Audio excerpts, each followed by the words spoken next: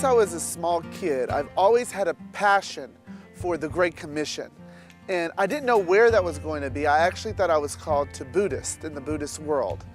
I really never came to Israel with a passion for Muslims.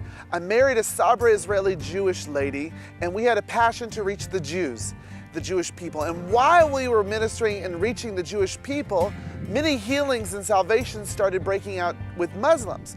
And so it was then that I immersed myself into Muslim ministry as well.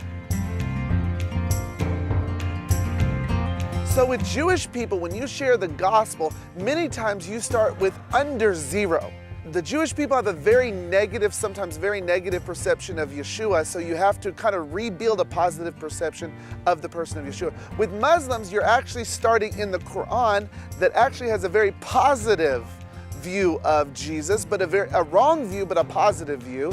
So we're not actually making them find Yeshua or Jesus a person that's to be to loved or accepted, but just bringing them and helping them understand who actually is the biblical Jesus. So everything we do, Luke 10 is our pattern of making disciples, which is finding a person of peace, going into their home, eating with them, and then healing the sick that are there, and casting out demons and raising the dead, and then declaring the kingdom within the homes of the unbelievers, and helping them reach their oikos, their friends and family. So there are 3 young MBB men who were traveling between 2 different cities in the West Bank. They get stopped at a checkpoint, frustrated, angry at the soldiers, but at this time they were stopped and they had already become believers in Jesus. And so as they were stopped, they told the soldiers how much they loved them. And they tried to give them even a New Testament in Hebrew.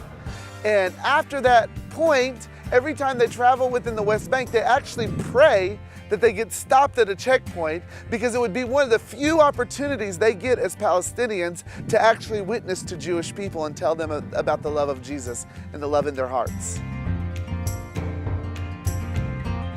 I really believe that the key to reaching the Jewish people with the gospel is Arabs that come to faith.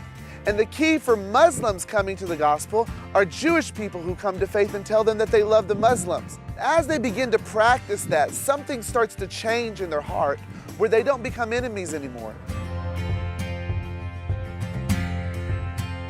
We just want to thank the Maoz supporters very much for supporting this very important work that Maoz is doing with us and other projects that they're doing. Your support makes a difference here in Israel. Thank you very much.